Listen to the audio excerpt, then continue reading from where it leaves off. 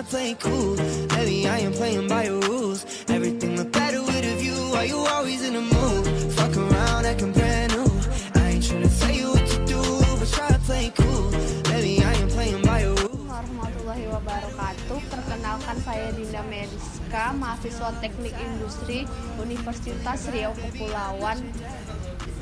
Di sini kami akan mempresentasikan salah satu tugas konsep teknologi dari kelompok 14 dengan dosen pengampu Bapak Abdullah Merjani, yaitu perkembangan teknologi telepon genggam.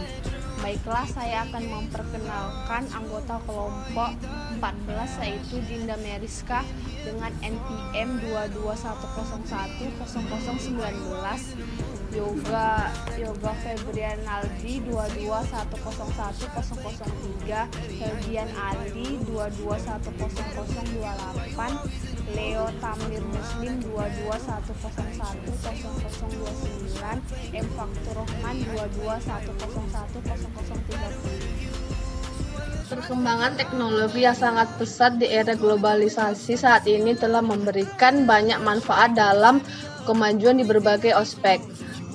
Penggunaan teknologi oleh manusia dalam membantu menyelesaikan pekerjaan merupakan hal yang menjadi keharusan dalam kehidupan. Perkembangan teknologi ini juga harus mengikuti dengan perkembangan pada sumber daya manusia atau SDM. Manusia sebagai pengguna teknologi harus mampu memanfaatkan teknologi yang ada saat ini maupun perkembangan teknologi tersebut selanjutnya. Perkembangan telepon genggam. Di sini saya akan mempresentasikan tentang perkembangannya mulai dari awal sampai sekarang ini, dan sekarang saya akan mulai dengan sejarah singkatnya saja.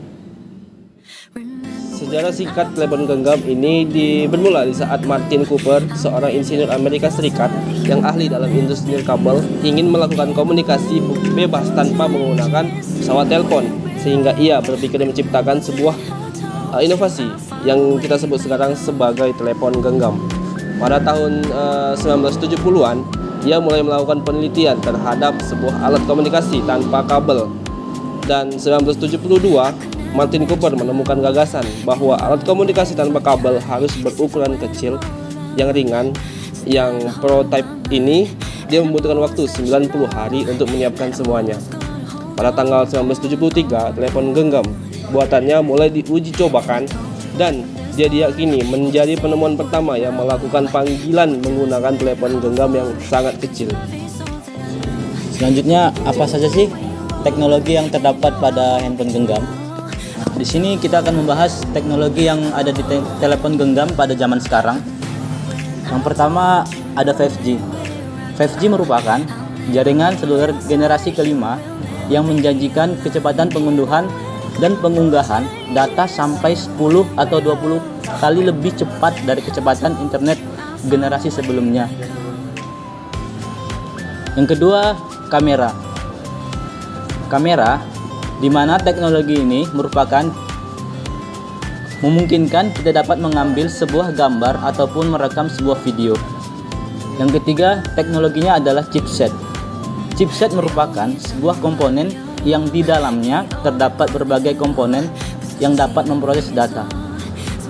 Yang keempat, touchscreen. Pasti kita sudah tidak asing lagi kan dengan touchscreen.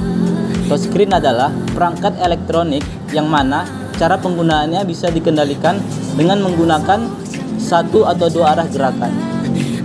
Dan terakhir yaitu layar 1 miliar warna. Di sini maksudnya dapat memanjakan visual pengguna lewat tampilan layar yang lebih hidup. Dengan kemampuan menangkap 1 miliar warna, gambar akan semakin realistis. Kebutuhan telepon genggam. Pada masa sekarang, telepon genggam termasuk kebutuhan primer karena berfungsi sebagai alat komunikasi yang praktis yang kita gunakan setiap jam, menit, bahkan setiap hari. Dahulu, telepon genggam bisa digunakan untuk mengirim pesan dan telepon. Sekarang, telepon genggam digunakan untuk melakukan browsing internet, jejaring sosial, bahkan media untuk menjual barang secara online. Baik, kita akan masuk ke inovasi telepon genggam. Untuk yang pertama, kita akan flashback ke era 90-an, yaitu masih menggunakan 2G, SMS, dan layar monokrom. Era 90-an melanjutkan kehadiran HP yang pertama, setelah munculnya teknologi 2G yang menerapkan kartu GSM dan CDMA yang lebih praktis. Di era ini mulai mengenal SMS, yaitu Short Message Service. HP di era 90-an ditandai dengan ciri khusus, yaitu fitur unggulannya berupa SMS, layar monokrom, dan suara monofonik. Selanjutnya kita masuk ke era 2000-an. Di era ini, layar HP sudah berwarna, sudah menggunakan GPRS, Edge, jaringannya sudah menggunakan 3G, yang ada kameranya, bahkan musik. Ciri utama pembeda HP era 2000-an dengan 90-an yaitu layar sudah berwarna, desain yang menjadi kerang beraneka ragam mulai dari candy bar hingga QWERTY. Di era 2000-an pula, teknologi GPRS, Edge, dan MMS mulai merata. Fitur yang cukup mewah dari HP di era ini adalah mulai disematkannya kamera dan pemutar musik, dan mulai populer sistem operasi atau OS, antara lain seperti Symbian dan BlackBerry yang seksi pada akhir 2000-an. Teknologi 3G sudah hadir yang membuat setiap orang bisa leluasa mengakses internet lebih cepat. Dengan 3G ini, setelah itu hadir pula video call. Selanjutnya itu era 2010-an. Android, iOS, 4G, dan teknologi touchscreen. HP di era ini bisa melakukan banyak hal hingga akhirnya disebut telepon pintar atau smartphone. HP di tahun 2010-an ini sudah menjadi kebutuhan primer, tidak lagi sekunder. Bahkan bisa menjadi adiktif, karena HP zaman sekarang sudah bisa melakukan apa saja, mulai nonton film, berbelanja, transaksi pembayaran hingga peralihan peliputan media jurnalis yang mulai mengaplikasikan istilah mobile journalism sebagai era baru industri peliputan berita.